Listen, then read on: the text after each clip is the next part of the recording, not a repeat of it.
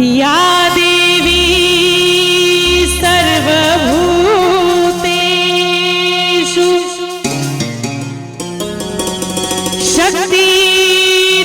शक्तिरूपेण संस्थिता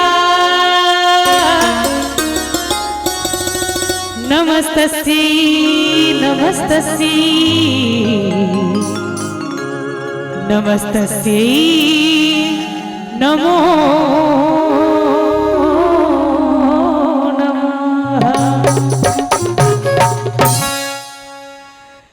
जिंदगी में लागल छै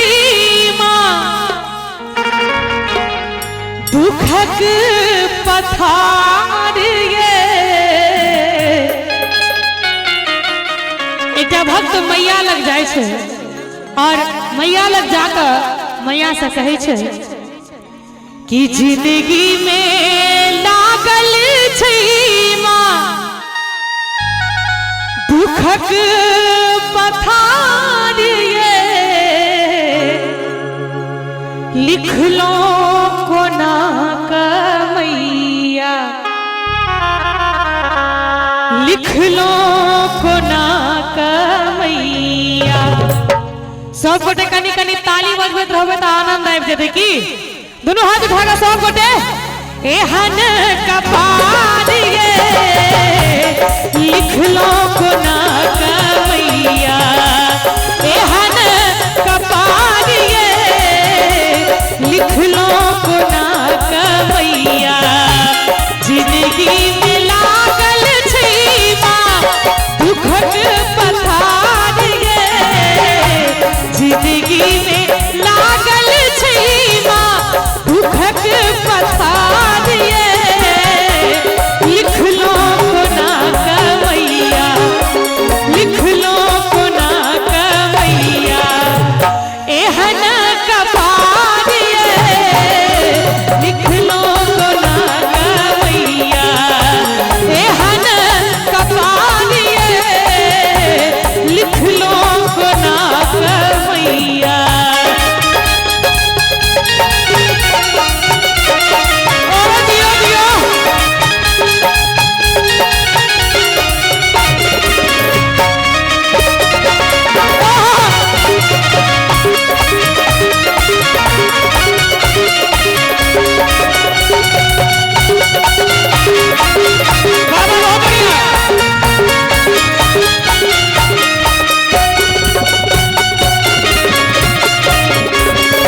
घर के घोरा दे लो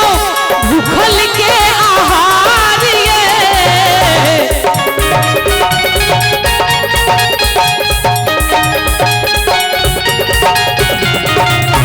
बेघर के घर दे लो भूखल के आहार ये कि बेघर के घर भूखल के आहार ये हमरा जीवन में मैया हमरा जीवन में मैया जिनका जिनका मैया पर आस्था हुआ एक बार दोनों हाथ उठा दियो सब गोटे और ताली बजा के हमरा संगे अन्हारे अन्हार ये हमरा जीवन में मैया अन्हारे अन्हार ये लिख लो कोना मैया।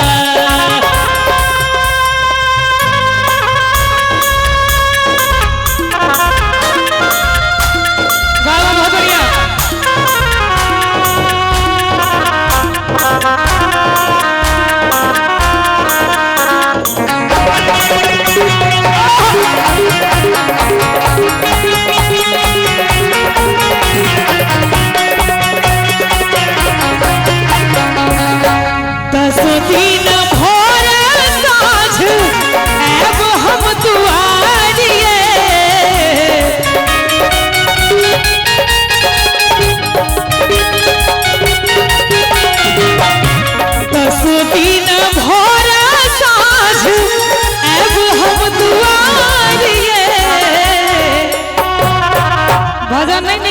है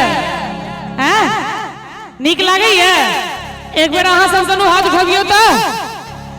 नीपा बपिरिया नीत दुनू हाथ उठा के संगे संगे ताली बजेबे सब गोटे ठीक है नीपा बपिरिया नीत रही निर आहार ये नीपा बपिरिया नीत रही निर आहार ये लिख लो को ना मैया एहन कपार ये लिख लो को ना मैया एहन कपार ये लिख लो को ना मैया लिख लो को ना मैया लिख लो को ना मैया जगत जननी जगदम्बा की जय।